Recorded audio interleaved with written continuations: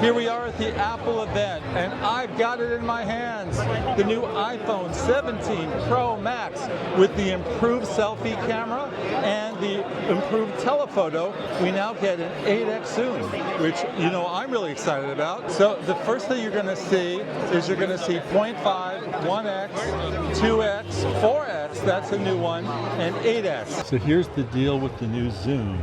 You have a different look because you have 0.5, 1x, 2x, 4x, and 8x.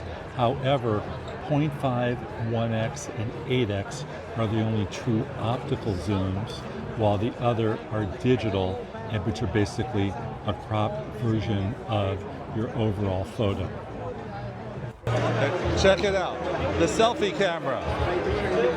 It shifts. You don't have to worry about fitting everybody in your vertical photo anymore.